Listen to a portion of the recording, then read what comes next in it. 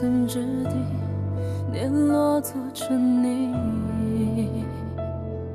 冷眼照风雨，楚河我自知己。叹命运，只见众生如雨，黄沙淘尽。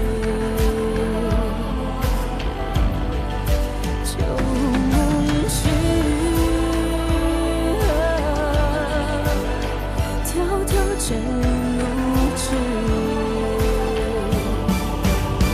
举中指，算如雨，步步险中意。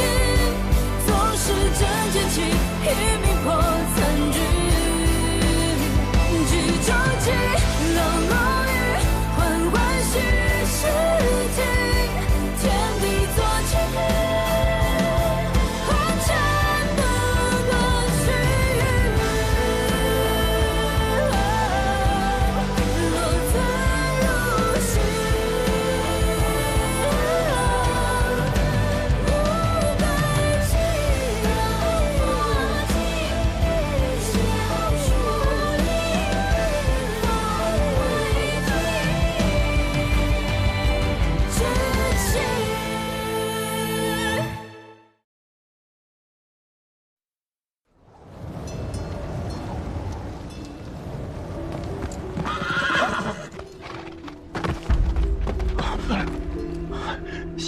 小南娃反了！立刻回营禀报长公主。殿下，萧巡劫杀信兵，我们与楚都的联系断了。边郡至楚都的驿站皆被萧巡掌控。谣言一至楚都，朔漠破白狼隘，云中3日必现，大军直取皇城。楚都现下如何？ 经营5万驻兵，州郡10万，还怕他萧巡呢？可怕的是，这天下之人都信萧巡说的拱卫楚都的鬼话，这样，他就可以正大光明地带兵入城。萧巡若进了楚都，那阿宇必有性命之忧。谢纂在阿宇身边，虽然他心狠，但阿宇是谢家的倚仗，谢纂定不会让他出事的。你说的对。 谢艳芳手中尚有一招至关重要的棋路，这一次，他一定会落这颗子。帮我叫小曼来。是。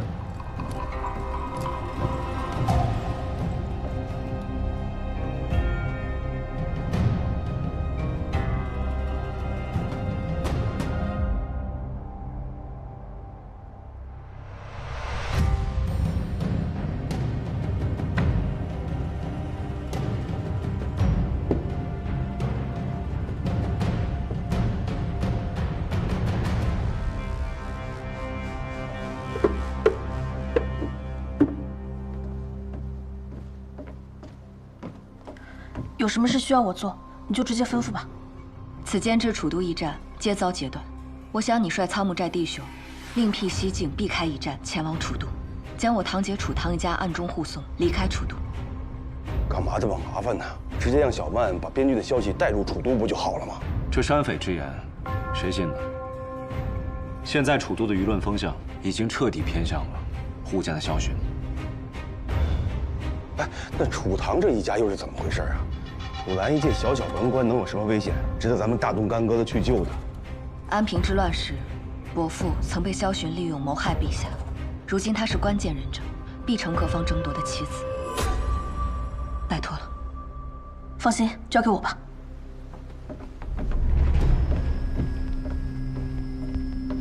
那你呢？打算回京？不。 我要去另一个地方。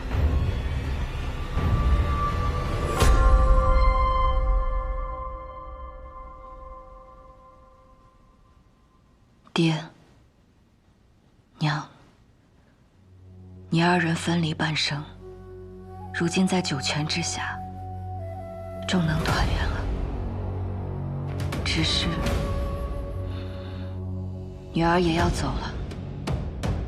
阿爹未守完的城，女儿来守；阿爹未尽的仗，女儿来打。阿娘所愿的天下再无缠绊，女儿来替您实现。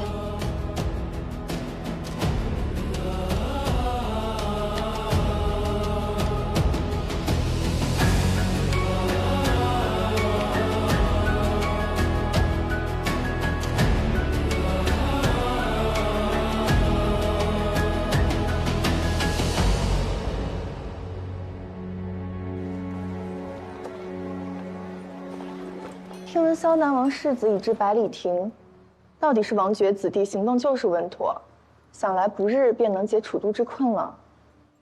世子自幼习武，麾下又是精锐之师，只盼快些来才好。楚将军一去，雍中郡乱糟糟的自顾不暇，哪有空管楚都的死活？幸好有世子殿下赶来坐镇。说来也是，长公主虽勇武，却终究年轻了些。这守城护国的大事，还是得靠真正的龙子凤孙。阿江，外边日头正好，你带阿唐出去透透气。这屋里的茶凉了，话也酸得呛人，再坐下去，我怕要倒胃口。好走不送啊！阿江，他怎么又生气了？世子是金贵，可若没楚将军用尸骨垒的城墙，长公主死守的望城，能轮得着你们几个坐在这儿喝凉茶说风凉话吗？我劝你们省省唾沫。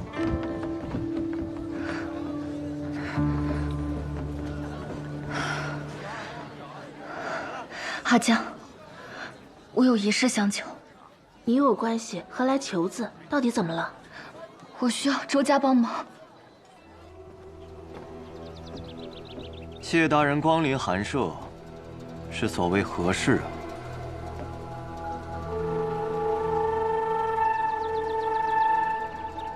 本官来就是想问问太傅，当真要与那萧寻共赴黄泉吗？谢大人何意？恕在下难辨其意。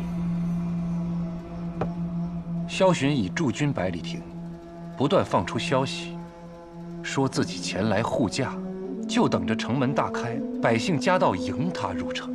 但太傅可知，这城门若开，我们所有人将面对什么下场？既是民心所向，谢大人应该劝的是楚都的百姓才对。来到我这里做说客，又有何用呢？看来太傅是铁了心，要向着那萧世子了。他们已经到达京营防线，再往前就是楚都。届时陛下要是再执意不开城门，往前一步就是吴赵动兵蓄意谋反。当他们进入楚都，谢大人找一个理由把他们诛杀无赦不就行了？太傅明知民心不可逆，萧寻现在在楚都百姓眼中，那是翘首以盼的护驾功臣。若到时陛下执意拒绝，只会惹来民怨。所以谢大人意欲何为呢？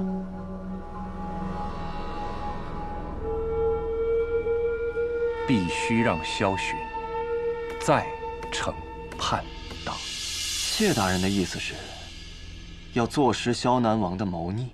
只有这样，才能阻止萧寻入城。若他要强攻，也能让天下人知道，朝廷是退无可退，避无可避。这一仗若真是打起来，朝廷才是正义之师，再无后顾之忧，也能让天下人都臣服。阿宇的帝王之位，自然也无人敢质疑。那谢大人要如何坐实萧南王谋逆呢？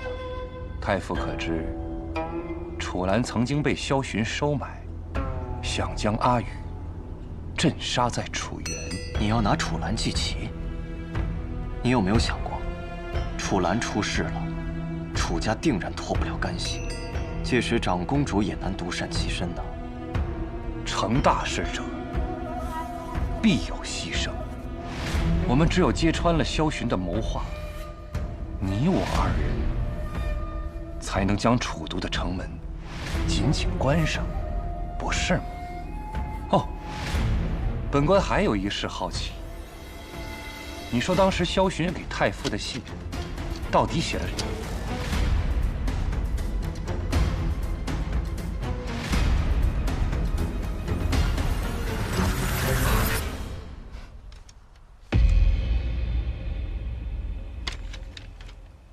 说了半天，我算是听明白了。谢大人觉得一个楚兰不够，还要拉本官下水，彻底坐实萧南王的谋逆。可谢大人有没有想过，是不是正义之师，出师有没有名，你在意，陛下在意，我可不在意。休要指望抹黑我，留你们谢氏清清白白。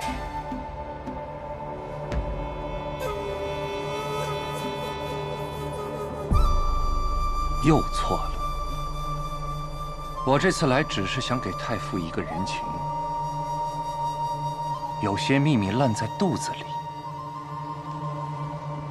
不如让它成为你的功劳。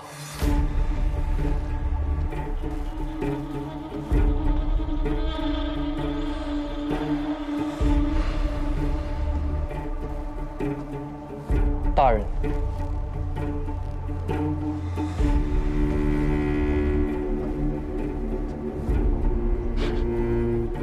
谢家这是想一箭双雕啊！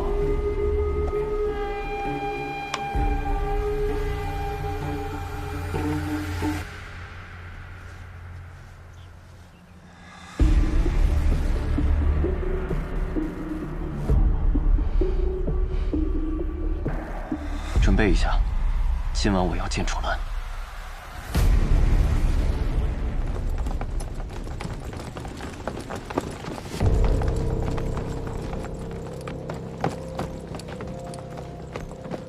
大人，府中搜遍了，确实一个人都没有。楚家的司令们都问过了，无一人察觉到异样。楚堂今天白日还与几位娘子聚会饮茶，回来后便如凭空消失了一般。莫道君行早，更有早行人呐。我们念头刚起，别人就已经跑了。怎会跑得这么及时？按理来说，楚昭离开了楚都，这楚岚一家的信息就应该与朝堂隔绝了。楚岚也不像是会审时度势之人。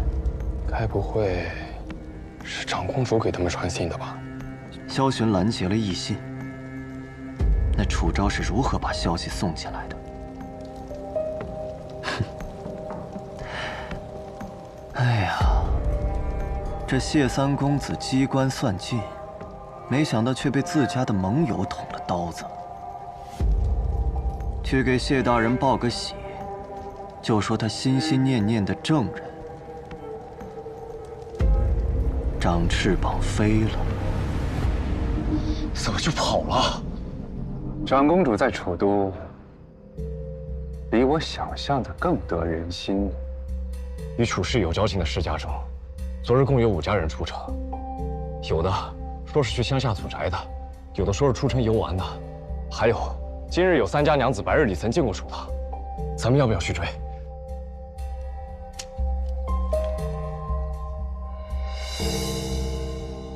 我们也是时候出去拜访一下。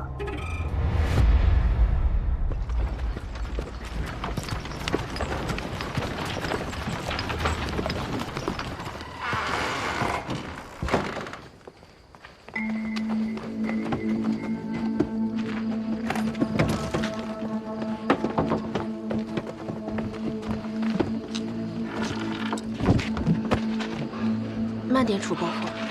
夫人，快，等会儿。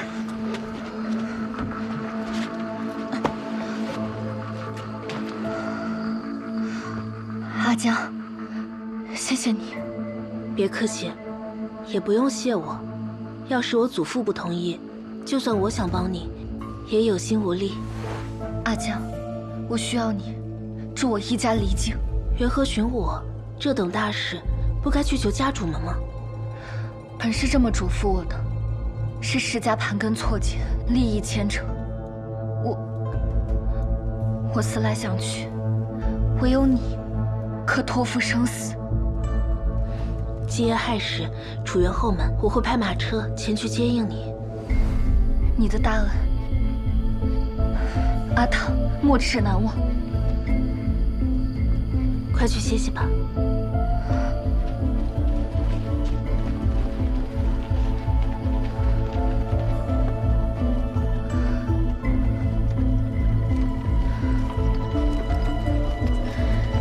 哎呀，阿唐，那早知你二叔父女这般无用，还谈什么靠他们撑起楚氏门楣呀？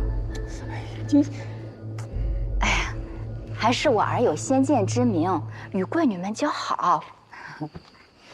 这位夫人好大脸面，当真以为单凭闺阁情谊就能破开九门禁卫？若非长公主安排移兵布阵，又命仓木寨沿途清理暗哨，您当自己能活着走到这贵女的别院？你们是？是啊，我们就是你们这些人最瞧不起的土匪。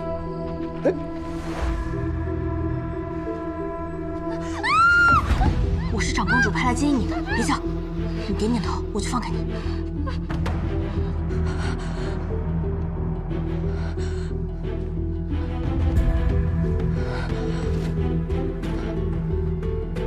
萧南王不是来拱卫楚都，而是杀来楚都夺位。朝廷为了揭露萧寻嘴脸，一定会翻出你爹当年差点杀了小皇帝的旧账罪证，危险。殿下说了，这几个世家的家主都很可靠，你去找他们帮忙。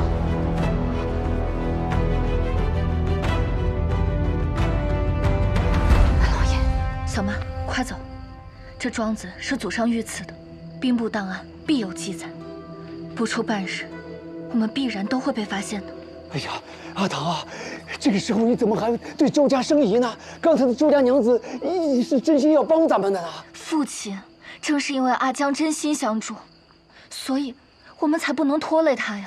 可是，那还磨蹭什么？跟我走吧。走，快！可是他们……哎，老爷，老爷。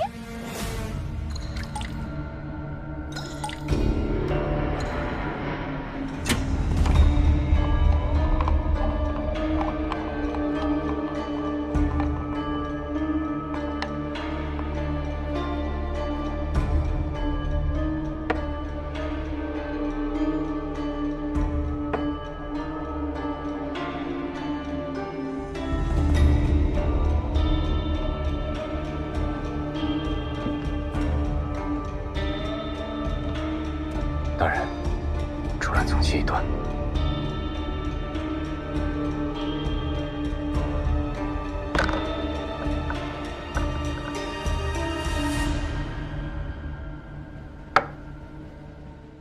老爷子的散骑走得好生刁钻，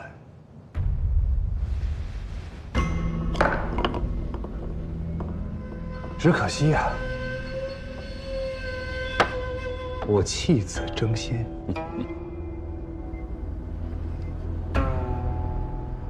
谢大人，连六伯都深藏不露，却不知这一局争道要争得哪条道？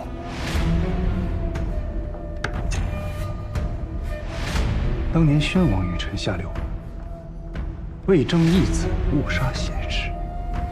今日这局，我争的是陛下活路。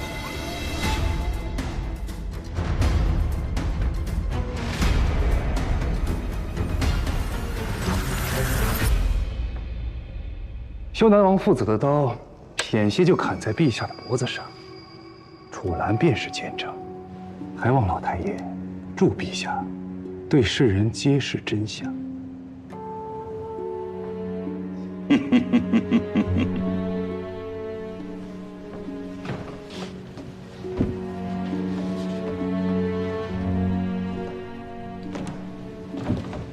我周家世代都是观其人。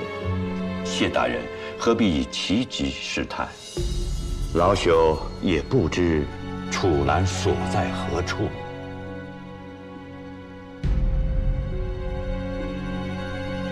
老爷子，你须知这乱世当中，早已无真正的观其人。大人都搜过了，没有。是。多有得罪，本官先走了。哦，对了，今夜风大，老爷子记得关窗。谢大人，请自便。夫人，你慢点儿。父亲，阿江送楚家出城的马车回来了，我们要不要早做打算？万一谢大人真的查到了什么，那……纵然江儿年少妄为，但既然答应帮了，便无需多言。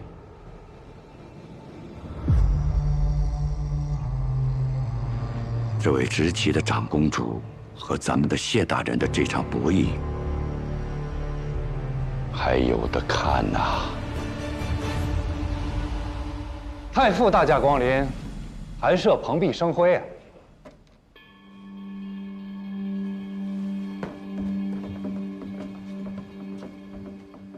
这兰花生的娇贵，经不起圣人触碰。谢大人养的好花，只可惜根须已腐，强撑个表象罢了。谢大人寻了一日，可寻得想寻的了？哼！长公主人在千里之外，却能让世家鼎力相助，当真是手眼通天呢。太傅今日不是特意来讥讽谢某的吧？你可知楚昭现在在何处？他已快马加鞭直奔萧南郡，莫非以为萧巡会因父王被困而退兵？质子之见，长公主太天子平叛逆党，何错之有？殿下手眼通天，敢去，自然有底气。是啊，你与长公主原本目标一致，都是剑指萧巡，可你心心念念非要拿楚兰做那把刀，将整个楚家都拉下水。很显然，楚昭并不会同意。太傅言重了，只需您朱批诏书，昭告楚兰当年镇杀皇孙是受萧巡指使，那长公主就是奉旨平叛，出师有名，我在帮她，不是吗？太傅有没有听过一句话？兰死而香不灭。有些人活着反倒误事。谢大人真是好谋算。我先告辞了。太傅，都是为了大楚，减去枯枝吧。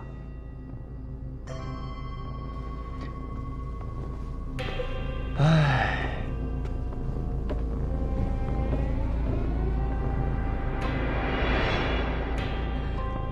这是什么？阿昭姐姐怎么会有罪？陛下不可呀！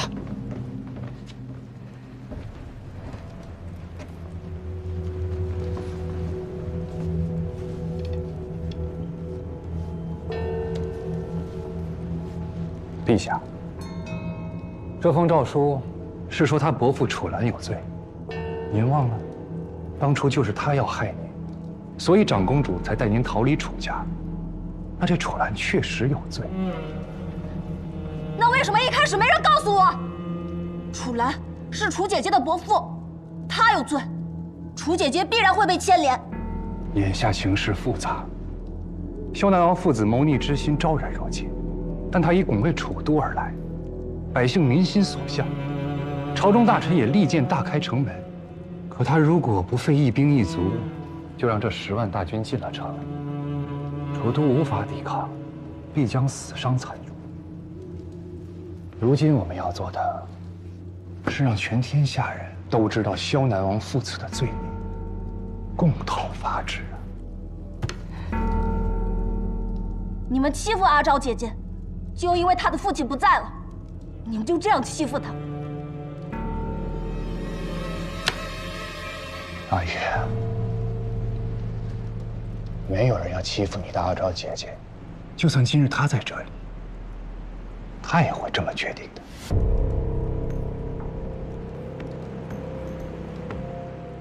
驿站虽然已被截断，但我之前派人出去打听到，萧巡揽下的是份捷报，就在不久前，你的阿昭姐姐率兵突袭朔漠王军主力，使其退后100里。而后不久，朔漠贼人贼心不死，又被你的阿昭姐姐带兵击溃。真的吗？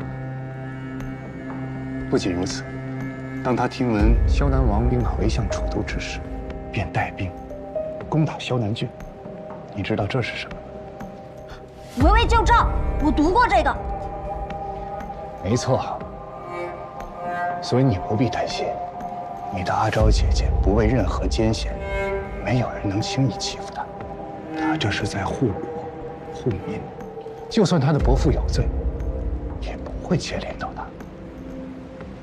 你相信我吗？我相信你。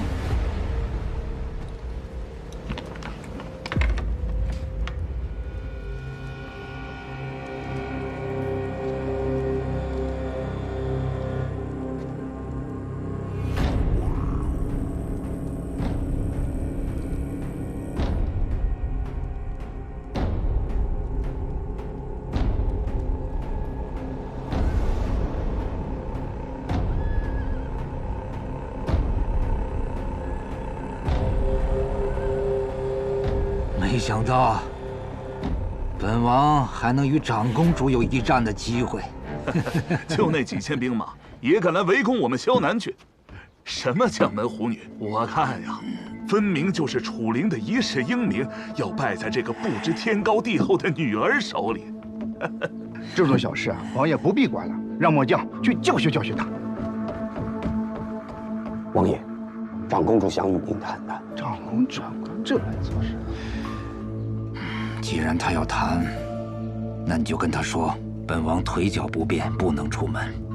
不过王府的大门为他敞开，他随时可以来谈。你我都知，此乃鸿门宴。你若进了萧南王府，那便是羊入虎口；你若是成为了萧南郡的人质，楚都恐会左右为难。你多虑了，太傅和谢艳芳巴不得我殉国呢。你信不信，他们连追封的谥号都想好了？此事绝非儿戏，你可当真想好了？我知道你的担心，萧南王这个老狐狸，连谋反都要打着护驾的名号。若是长公主死在萧南王府，你猜史书会怎么写她？这逆贼的罪名，不想担也得担上。所以，阿九可愿陪我赌这一局？当然，莫说是萧南王府，即便是黄泉地府，那也得去。这一次，我们都要好好活着，必须活着。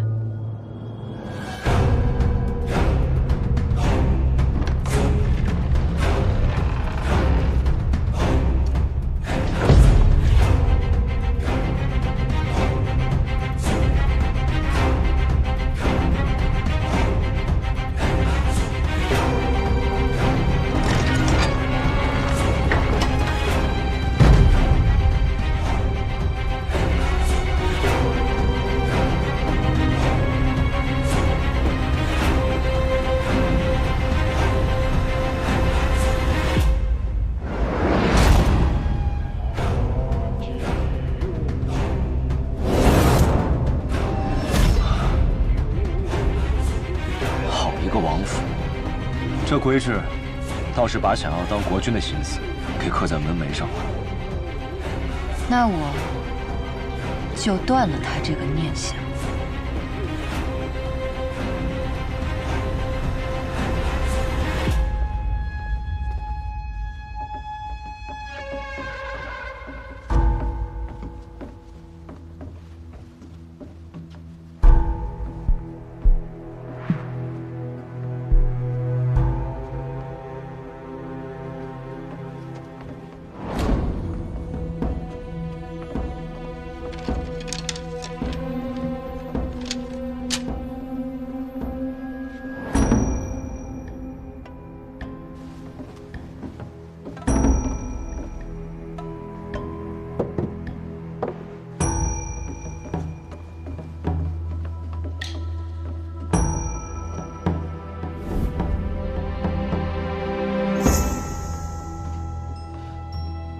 王爷的茶，怎能不喝？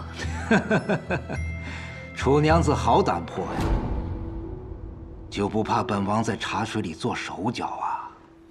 本宫是镇国长公主，可与王爷马背争锋，刀下见血。若是允于阴鬼毒酒，岂不让天下人看了王爷的笑话？本王即使是屠户，也知道刀下留良将的道理。何况本王还钦佩楚将军，楚将军故去，本王还指望着楚娘子继承衣钵，怎会加害于你啊？谢王爷谬赞。既如此，便请王爷撤了围困楚都的10万铁骑吧，莫让百姓做了黄泉路上的枯骨。楚娘子是将门之后，一定熟读兵书吧？你读没读到过“一将功成万骨枯”啊？新朝立，旧朝亡，就像这香炉里的香灰，总得有人去扫，才能燃新香啊。若是陛下赐王爷金喜寿，享诸侯王权，王爷可能停战。长公主，王爷可自己传一国之玉玺，哪还需要什么惊喜啊？哎，楚娘子这退兵的筹码可不小啊！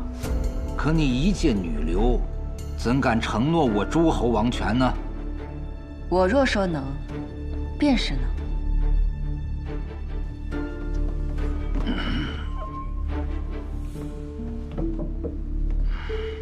本王现在明白了，你不是为了那小儿，也不是为了朝堂上的诸公做说客，你是为了天下的百姓做说客呀！好一个菩萨心肠啊！我不是菩萨心肠，本宫是大楚长公主，自是不能看大楚崩乱。本王之前说过了，一直钦佩楚将军，又十分欣赏楚娘子。你看，你与本王联手如何？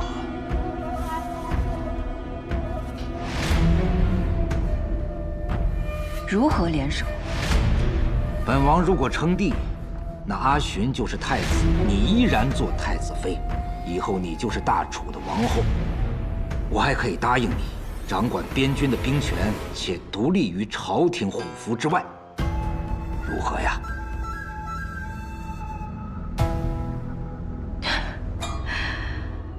原来做萧寻的王后，还能换得这样的权利啊！本王没有跟你说笑。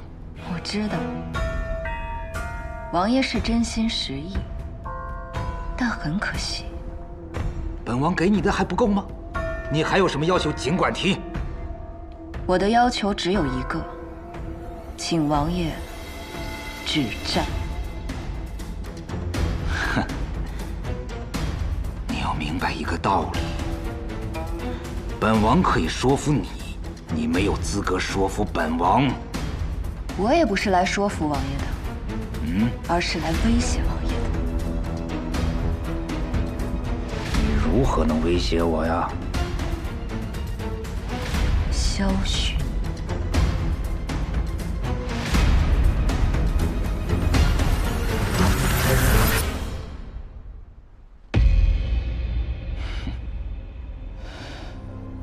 话说寻儿这孩子，至今还留着长公主的庚帖。当初她跪了3日3夜，说什么非亲不娶，长公主请旨退婚。寻儿一直不明白，她到底做错了什么。今日一看，答案是了然了。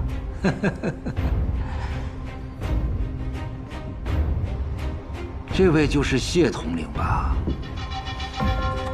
早闻威名啊，今日一见，果然不凡。当时宫变，统领率着轻骑破万军，真英雄也。王爷说这话当真有趣。我退婚是为了大楚的江山百姓，可不是因着儿女情长。王爷这般威名眼界，何谈逐鹿天下？好一张利嘴啊！不过本王没有忘的话，谢统领的兄长也是胸怀大志之人。如果来日刀兵相见，谢统领站在哪一边呢？我效忠的是陛下，是长公主，是大楚江山。谁谋害皇嗣，谋害长公主？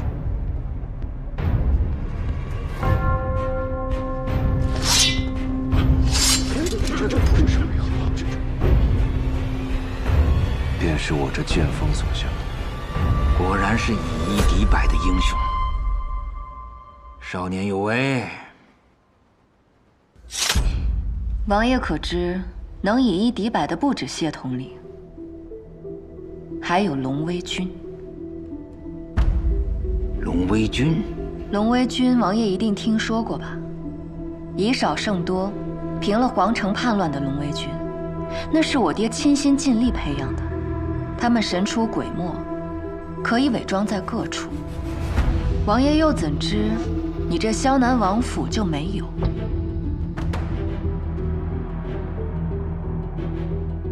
若是王爷今日肯退兵，便当无事发生。这就是你刚刚说的威胁？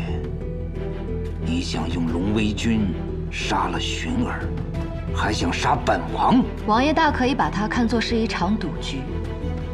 城外5000兵马，城内5000龙威军。倘若里应外合，王爷又该如何应对？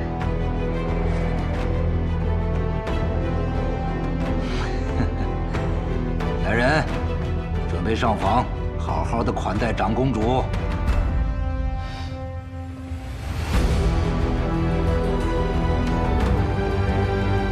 房间里安排的那几个人可以撤掉了。内宫太查，气息不稳，不堪大意。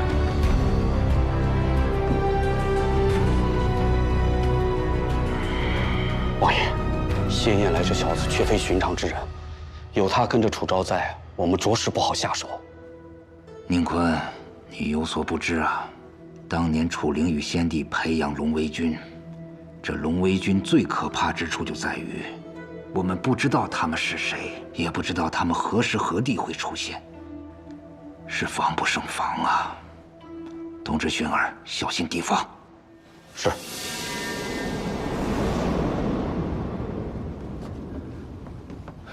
这硕大的院子，连一声鸟叫都没有，真是静得诡异。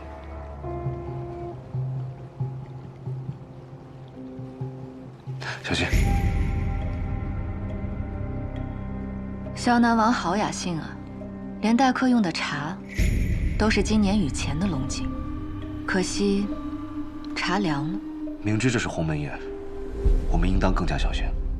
万一萧南王真的下了毒，他不敢，至少现在不敢。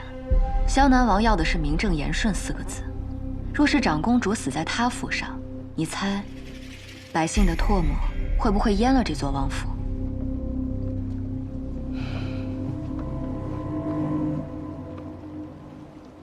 你明知龙威军根本就没有在萧南郡。方才汉那般的虚张声势，你就不怕萧南王看出破绽？其实我告诉你，龙威军的可怕之处是让人相信他们无处不在。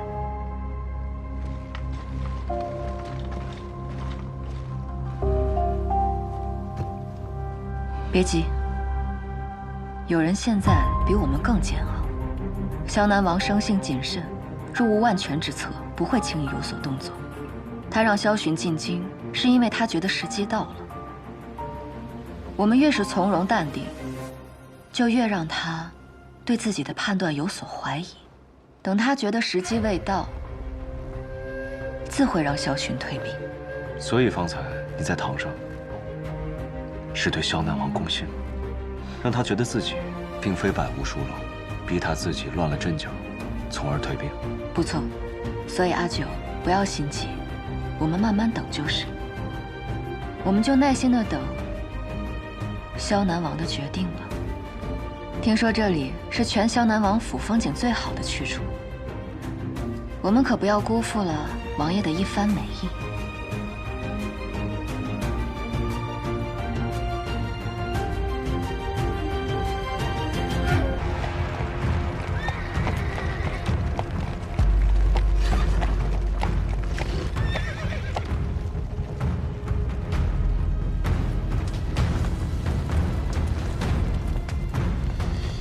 世子，洛城距离楚都已不足100里。当地的世家大族限期3日之内前来拜访，我会应允他们，此城池交由他们的子侄来管理。当然，拒绝听命的，你知道该怎么做。世子放心，宁先生已经给了沿途世家的名单，保证他们一个也跑不掉。前方还有多少兵马？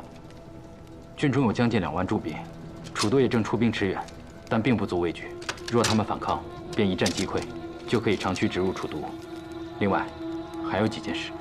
说，长公主孤身入萧南王府，以世子性命，要挟王爷退兵。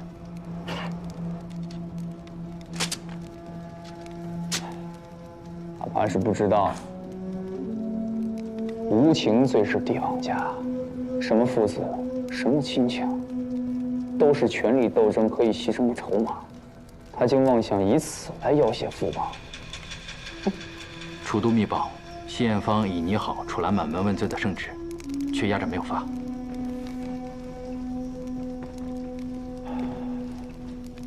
好一个无情无义的谢三公子啊！阿昭怕是信错了人。楚灵一死，便立刻拿楚家祭旗啊！另外，我还有一事。哦，楚兰一家失踪了。好了。那正好。若是楚兰尚留在楚都，我们反被掣肘。哼。不过靠楚兰那个草包自己能逃离楚都，定是楚昭暗中安排。那我们这个筹码拿在我们手中最好。传令，封锁所有要道，务必抓住楚兰一家。是。大人，萧南王的兵马离楚都不足100里，途中的百姓盲目加入，恐生事端。之前派出去给萧寻宣旨的大人呢？那位大人至今杳无音讯。谢艳芳猜的没错，传令信兵是假。看来萧寻要借此事硬闯楚都逼宫了。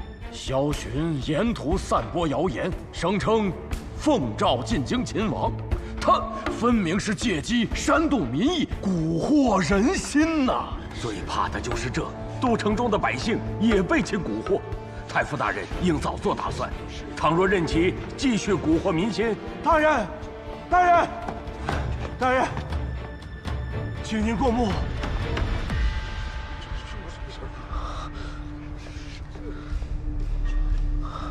长公主自己进了萧南王府，意图劝降。围魏救赵，长公主果然比之前更有胆魄了。谢大人呢？太傅大人，太仆大人，不好了，谢大人要带陛下走啊！这就要带着陛下跑啊！荒唐！陛下到！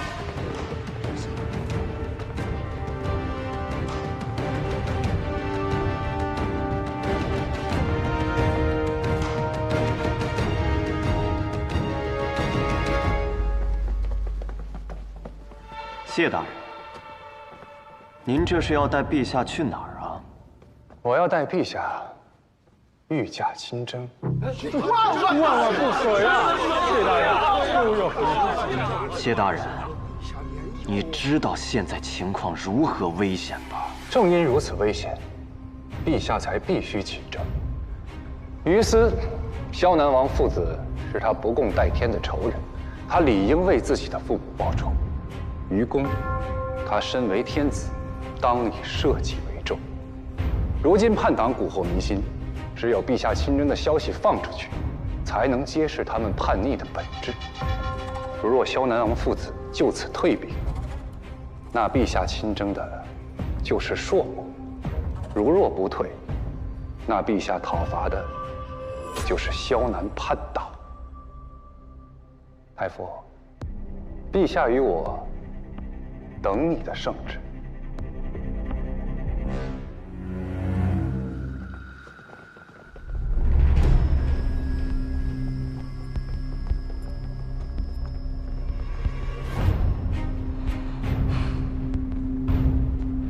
谢艳芳既已入局，那这盘棋也就该分出个胜负了。唉，萧南王一直以为此时是他的机会，但他不知，此时也是谢艳芳的机会。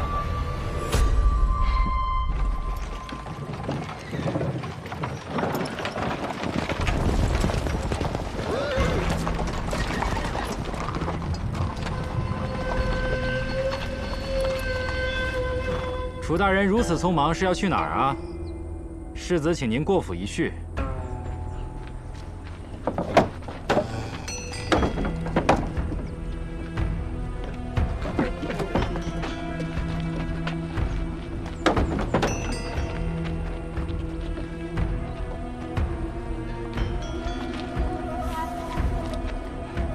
大人饶命！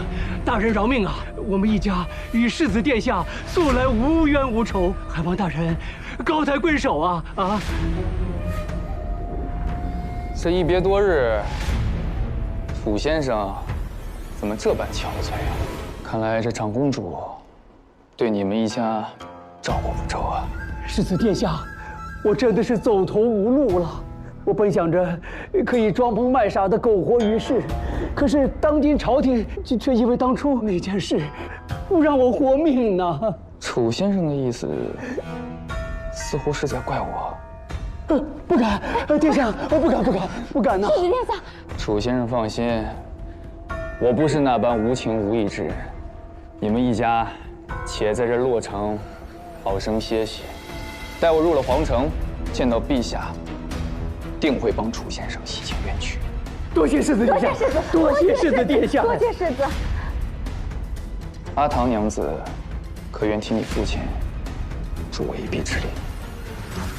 阿唐娘子游走在楚都权贵之家，察言观色，察觉事态不对，便立即决断，带着父母逃离了楚都。我说的对不对？我是听到了一些消息。你是从何处得到消息的？是阿昭带给我的消息。果然是姐妹情深啊！这长公主远在千里之外，竟还能给你传递消息。但你可知，你们这一逃，更加坐实了朝廷对你们的指控啊！若有一日，我父为帝，我定为太子，阿唐娘子可愿做太子妃？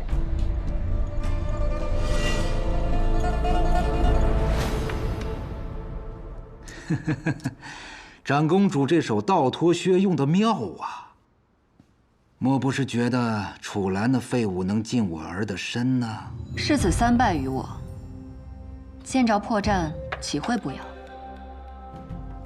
明知是儿也要吞。殿下这么了解我儿，那当初为什么要毁了那么好的一段姻缘呢？猎手自然要了解猎物，不过我可不信什么虚情假意，我只信自己手中的刀。可惜啦，楚兰那墙头草啊，她不配做你手里的刀。殿下的伯父是何秉性，你应该知道。就算他接近了我儿，贪生怕死之辈，又岂能成得了什么大事？王爷又怎知我没有留后手？知道，你那个姐姐嘛。可是殿下又忘了，就连你自诩清醒，都意乱于我儿，更何况区区楚堂？殿下，妻子认输吧。世子，需要我做什么呀？如今楚昭带着兵马围困于萧南郡，所以想让阿唐娘子帮我劝劝楚昭，保我父亲安全。世子殿下，这我如何能做到啊？阿昭现在贵为长公主，我如何能劝得了她呢？阿唐娘子，好在苦日子里都能活得肆意，即便楚昭再不信任你、戒备你，但我也相信，你一定有办法可以取信于他。人人都在楚昭赢武，能在战场上厮杀，但其实，在人心中厮杀，亦是巾帼英雄。楚堂，你可愿位于万人之上，受到人人敬仰？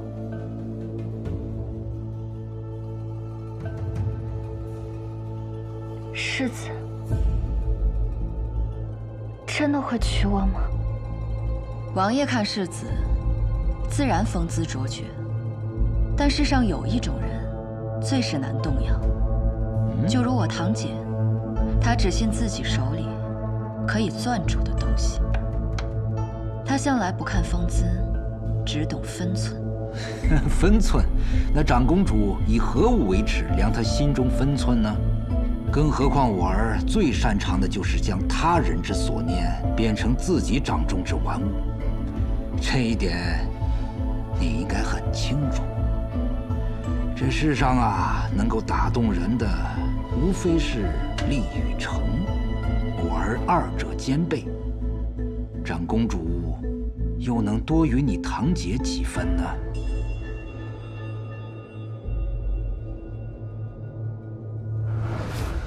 可民女不似楚昭身后有边军，有倚仗，纵有楚姓，又怎堪配世子青云？阿唐可是，这世间最难解的，不是权势，而是真心。就像从前我对楚昭一样。殿下既然对妹妹有情，那为何如今又过来找我？因为他不信任我，他要杀了我。我相信你与楚昭不同，定然不会将我的真诚弃之敝履，对不对？我既已诚心待你，定会跟你说个明白。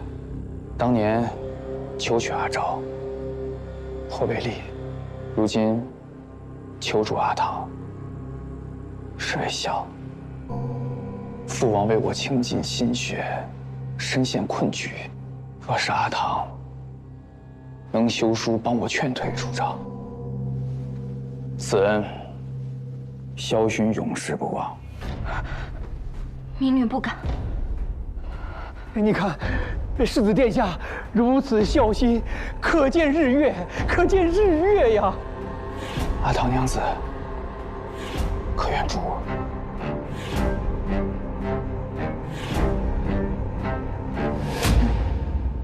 楚娘子，这局气数已尽了。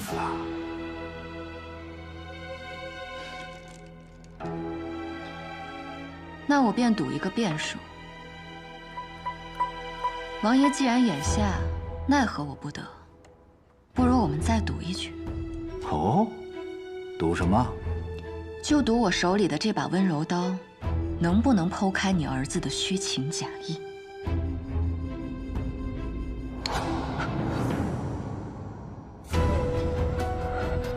世子，这药当真只需少许，就能要人性命吗？我自幼长于深闺，我从来都没有杀过人，我害怕。凡事都有例外，我相信阿唐娘子，毕竟你袖口里的匕首可比这药利多了。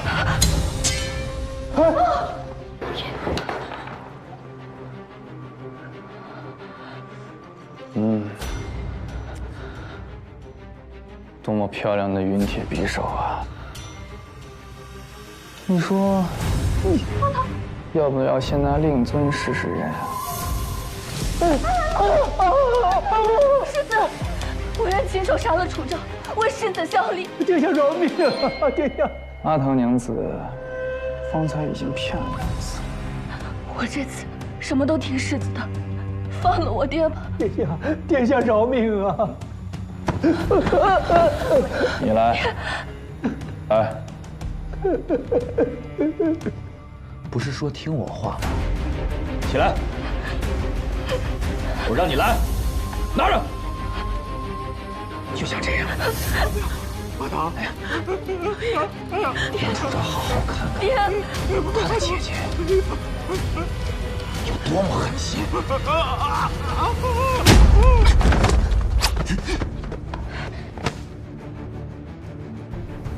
谁敢动手，我就杀了他。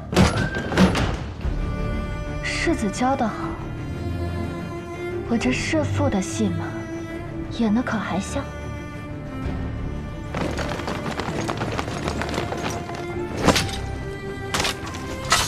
还不快束手就擒！你们谁要是敢上前半步，我就割下萧群的皮肉。如果不想让你们的世子受凌迟之苦，那就都给我滚远点！哎呀，阿唐，你知不知道自己现在在做什么？快放了世子殿下啊！快放了吧！爹，你忘了方才他又杀了你吗？世子，你的私章在哪？在袖口的如意香囊里。阿唐娘子好手段，连父母都瞒过去了。世子，你的印章可真好看。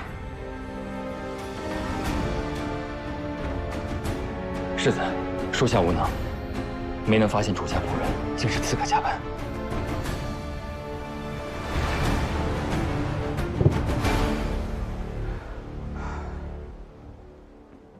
本医并非故意隐瞒，只是父母性子纯善，我怕说实话吓着他们。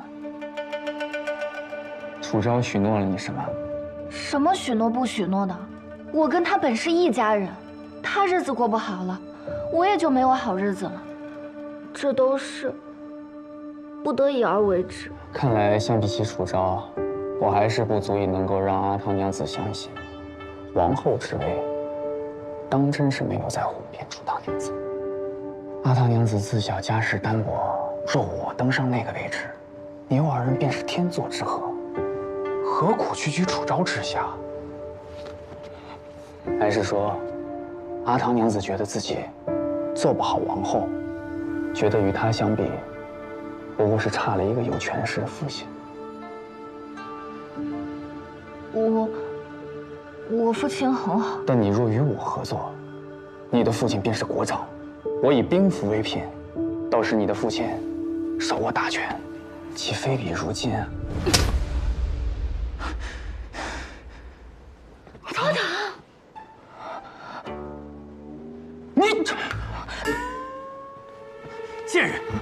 萧南王都未曾动世子一根手指，你竟敢！我要将你碎尸万段！世子恕罪，我平生也是头一回打人，实在是别无选择。阿唐姐姐，你要打他，喊我啊，我保证让他疼得记一辈子。我不是为了打疼他，也不是为了想打他。什么意思啊？我打这一巴掌，只是为了断自己的后路。世子许诺的皇后之位太过诱人，我怕再听下去，我真会信了这镜花水月。你快把这个给阿昭送过去，再晚我怕我后悔了。做梦！外头全是王府亲兵，你们连这个屋子都出不去。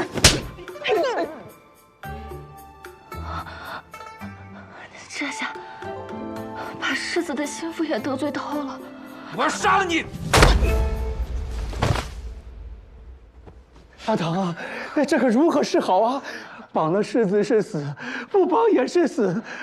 我们现在横竖都是死路一条了啊！父亲，既已此，我们要想办法死中求活，绝处逢生。阿昭让我制住萧旭，随后等他消息。这局你有几成把握？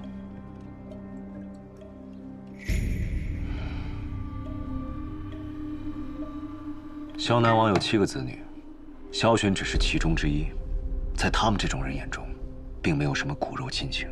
就算是楚唐真的控制了萧玄，但不代表萧南王就会放弃。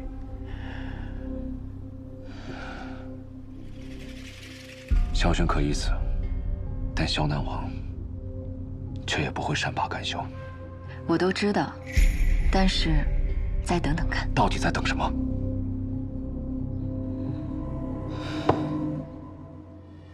在等谢三，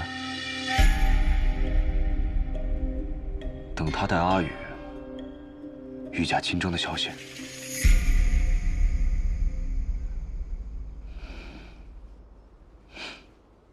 你倒是信他。哼，连隔空联手都做得那么有默契。我只是觉得他应该懂我这步棋。他不只懂你，他懂天下所有人。这谢三能得到长公主的信任，倒是让人不意外。阿九，你这语气，莫不是……我只是提醒你，谢三此人最擅长黄雀在后。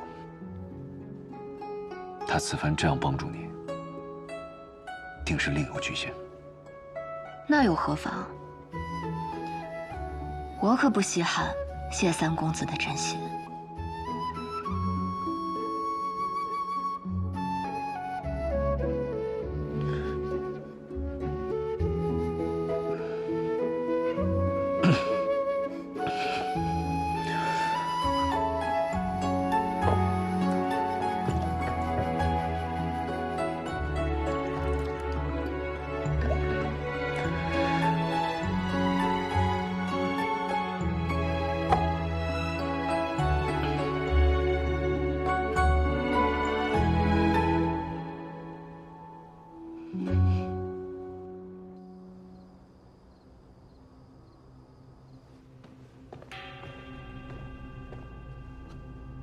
公子，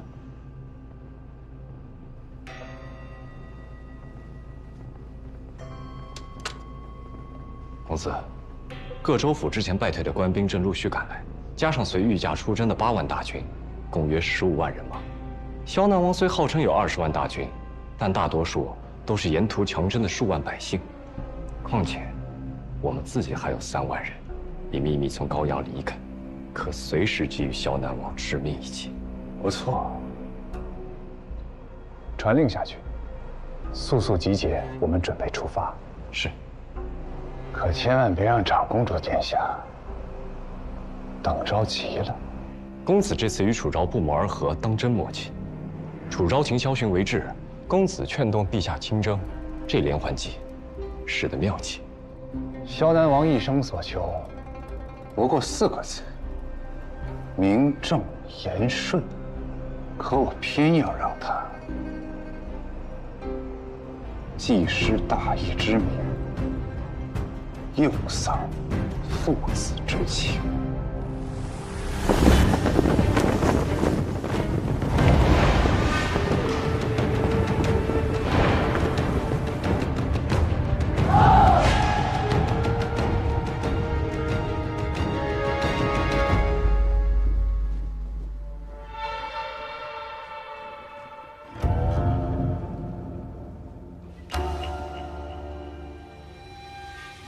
王爷看起来似乎不太开心，是因为阿姐不负所望，真的抓住了萧玄。我一直告诫我儿，丹药要成，火候最重要。可是他太急躁了，让你们得了先手。不过你们真的以为你们就赢了？萧玄被抓，他的命在我们手里。本王有一妻，妾3，共生养了7个子女。所以王爷的意思是，这个儿子的死活无关紧要了。阿寻他很孝顺，所以就算他血溅3尺，也不会让别人用他的性命来威胁他的父王。我登基以后会追封他为太子。不如我追封你为太子妃，和他泉下相伴呢？你敢？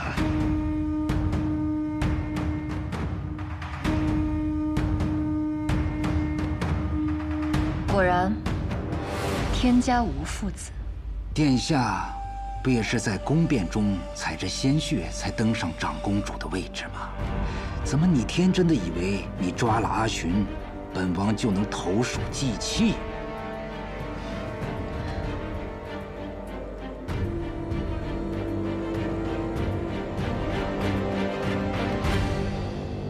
既然王爷连世子的性命都不顾了，想必乱臣贼子的名头更不在乎了。本宫收到消息，陛下即将御驾亲征，王爷猜猜，御驾讨伐的是朔漠，还是萧南？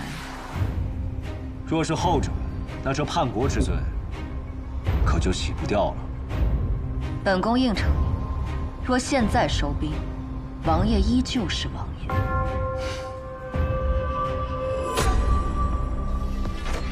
你不是应该求本王登基的时候放过那小儿一命吗？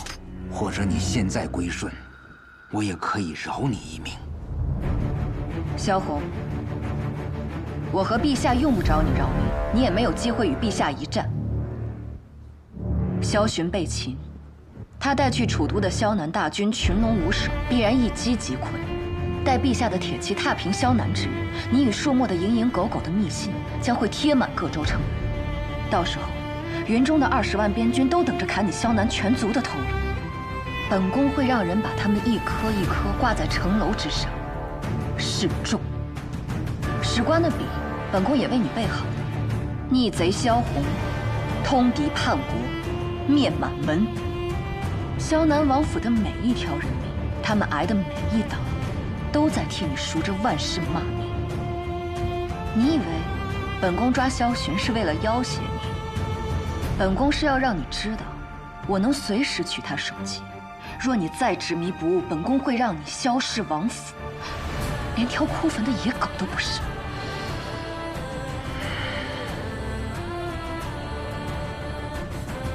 火候再重要，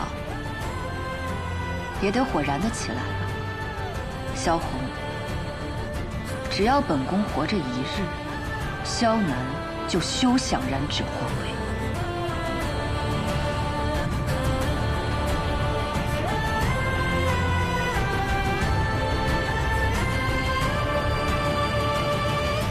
王爷，这站久了伤腿，要不要坐下来聊聊？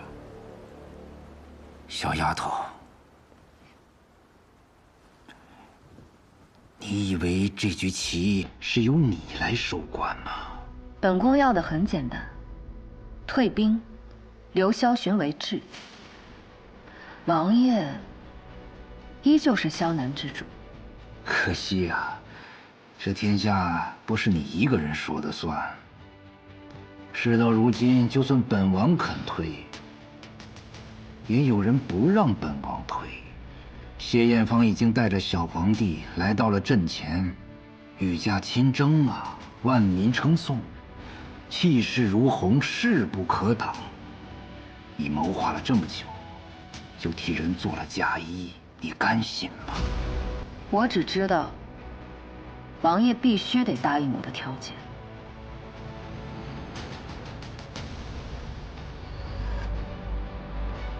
王爷7岁摔马断腿，先帝却对此多有挑剔。您苟活至今，竟当真甘心死在我一个小自得？长公主体恤王爷，特意为王爷准备了降书，只要王爷盖了大印，即刻发王出。本王为了平息本次叛乱，连世子都交出去了。你又能给我什么呢？镇国王的称号，王爷以为如何？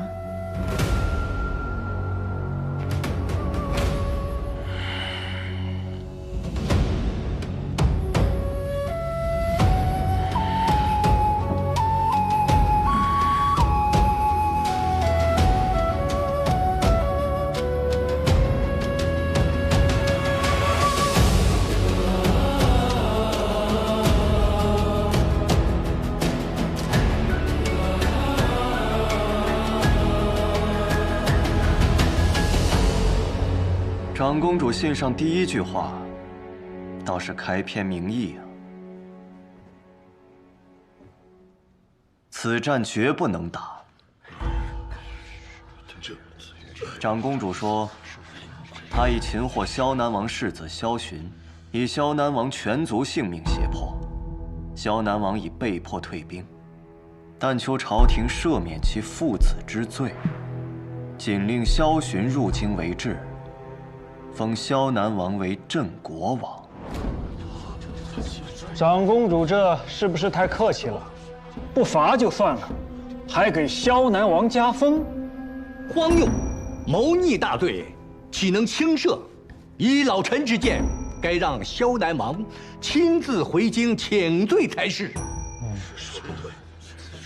长公主信中所言，朝廷虽兵强马壮，可朔漠蠢蠢欲动。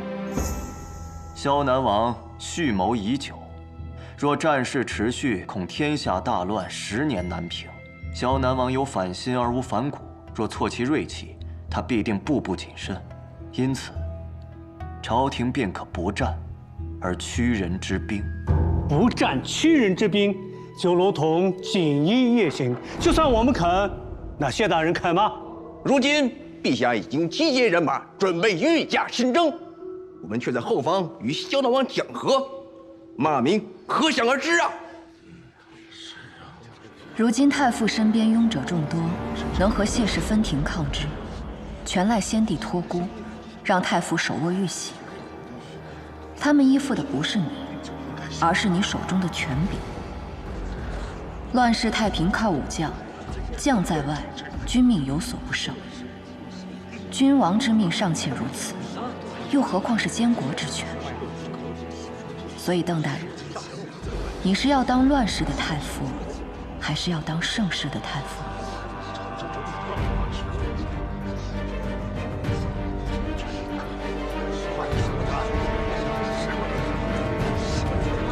懿旨。是。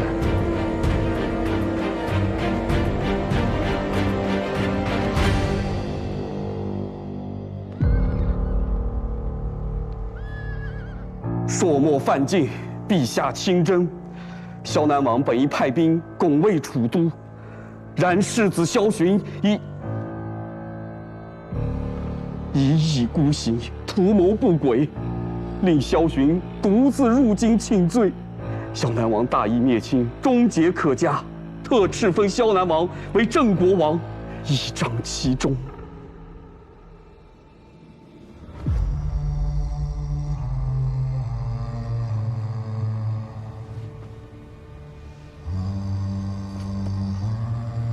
日子快近起。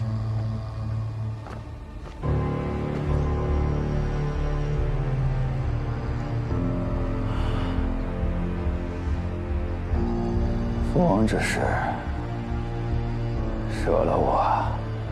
王爷他是不得已的，世子莫要埋怨王爷啊。我埋怨父王做什么？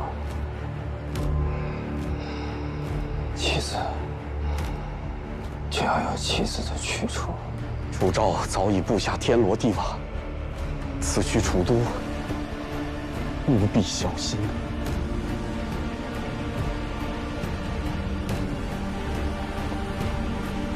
楚昭。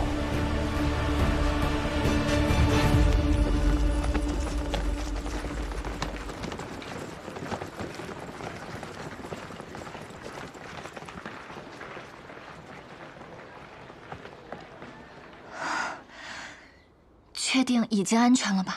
放心吧，早就安全了。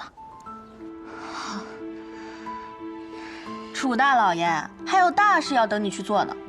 大事？什么大事啊？长公主说你们要随同萧南王世子回京，你立下这样天大的功劳，还不赶紧去面圣等封赏啊？对呀，我们是立了功的呀，是应该去领赏嘛。啊，走，领赏去。老爷，你真要去啊？不会又让我们去送死吧？不是，这可是我们一家人用性命换来的呀，是真真切切的呀。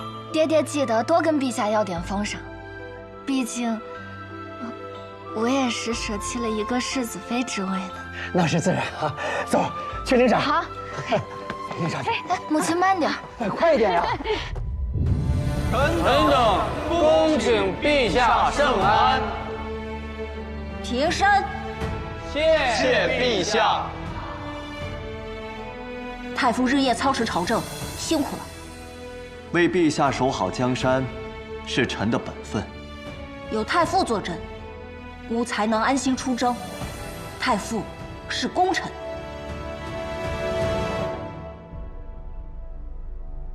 只是，似乎未见谢大人。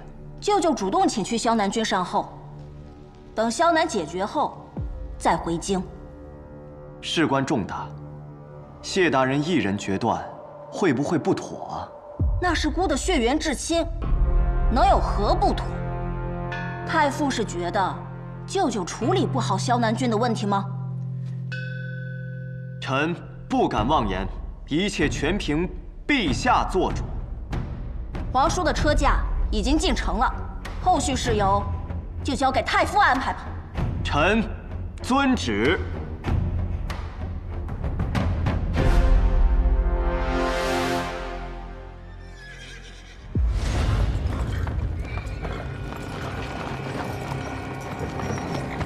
送世子到别院，多派些人手，务必让世子住得安心。是，驾。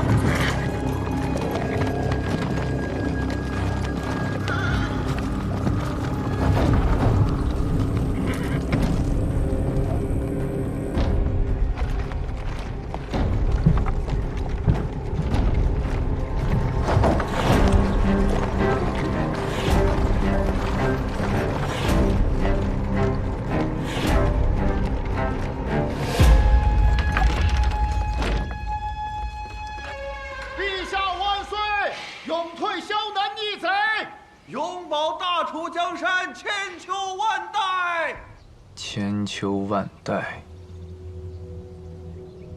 他们竟真把世子当囚犯。败军之寇，何谈礼遇啊？本该是世子您风光入城，楚昭用世子做威胁，王爷为了世子只能收兵，功亏一篑。父王收兵，究竟是为了我，还是为了名声？你我都心知肚明。但无妨。就算父不辞，子也得孝啊。你说是不是？世子，不必安慰我。楚昭这局布得精妙，先用龙威军胁父王投鼠忌器，再联合谢艳芳哄骗我那小侄子御驾亲征。父王行事如此谨慎，自然不会贸然出兵。王爷怎能如此？父王一生最重名正言顺4字，如今却差点被楚昭和谢艳芳联手顶上谋逆的罪名，自然会断尾求生。我错就错在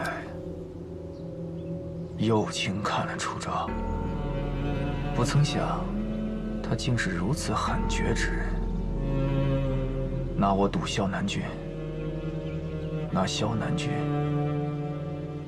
赌天下人心啊！若世子相早，属下拼死也会送世子出城。急什么？既回了楚都，那便再陪楚昭把这一局棋下下去。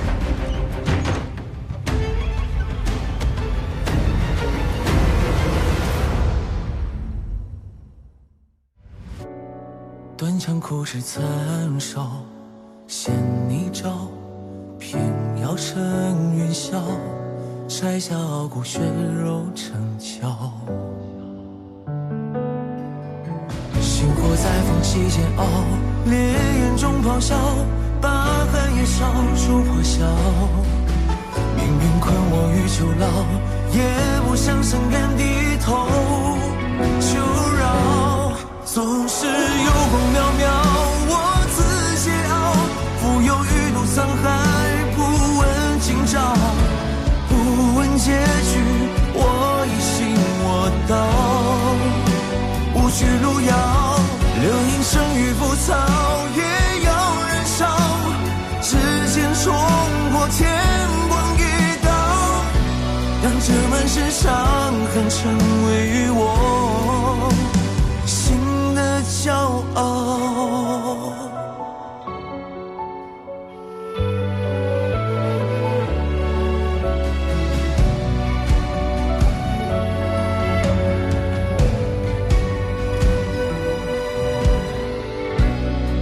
却九重暗角，只为与人笑，纷纷扰扰，人间惊恐把你照照。